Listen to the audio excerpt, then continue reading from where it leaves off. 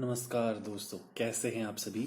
113th episode, 113वां episode, 16 अप्रैल 1964 Nainital. The topic is इच्छाएं कैसे समाप्त होंगी। जिसका जन्म नहीं है उसकी मृत्यु कैसी। जब जन्म ही नहीं है तो फिर कर्ता भोक्ता कौन होगा। आत्मा एक है तथा हर जगह व्यापक है। व्यापक क्यों कहा जाता है?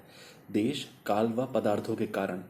वह देश काल तो है ही नहीं। जो वस्तु एक जगह स्थिर है वह फिर दूसरे स्थान पर कैसे हुई। जब तुम्हारे अतिरिक्त दूसरा कुछ बना ही नहीं है तो फिर देश काल व पदार्थ किसके। जब दूसरा कुछ है ही नहीं तो फिर व्यापकता किसमें। सुषुप्त वाली अवस्था जागृत में होती है। इसका अर्थ इस प्रकार समझना चाहिए। क्या सुषुप्त अवस्था में कुछ पदार्थों, विषय, रूप, कर्म, क्रिया आदि के पीछे दौड़ा जाता है? नहीं नहीं, वहां न कर्ता, न भोक्ता, न देने वाला, न विषय पदार्थ आदि कुछ भी है। सिर्फ एक आनंद ही आनंद, शांति ही शांति है। वैसे जागृत में सुषुप्त की भांति समझना चाहिए।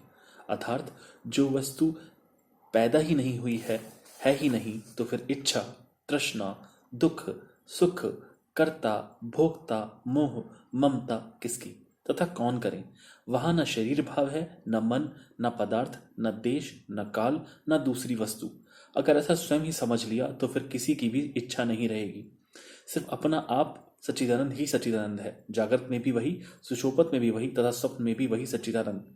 वह तुम्हारा गहरा मित्र बन बैठा है। सिर्फ उसमें ही स्वयं को लीन रखो।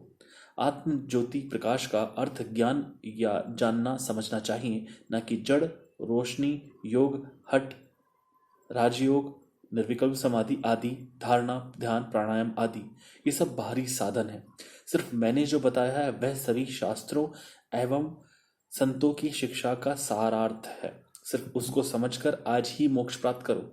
देखने वाला व देखना क्या है? रूप को देखने वाली आंखें हैं। देखना अलग व देखने वाला अलग है।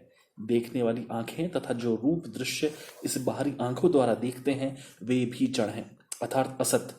इन सब का साक्षी सत्य है। दृश्य व दृष्टा क्या है? जब दृश्य ही नहीं है तो फिर दृष्टा कैसा? सच्चिदानंद ही सच्चिदानंद है। जो कुछ मैंने बताया है उसका 50-50 बार मनन करो, अर्थात बार बार विचार करके स्वयं को निज सच्चिदानंद स्वरूप में ही सदैव लीन करो। स्वामी जी ने बहुत क्लियरली यहाँ पे इंडिकेशन किया है कि जितनी भी प्रकार के यम नियम है या समाधियां भी हैं, उसके बाद क्या? उसके बाद सार ये है कि इन सब को देखने वाला जो है वही तत्व आप में है। आंखें जिससे देख रही हैं वो आंखें हैं, पर आंखों से देखने वाले आप हो। तो इस तत्व को आप समझ लेंगे तो आप तुरंत मोक्ष को प्राप्त कर लेंगे। हाँ, ये बात सच है कि इस बात को समझने में और अपने अंदर आत्मसात करने में समय लगेगा।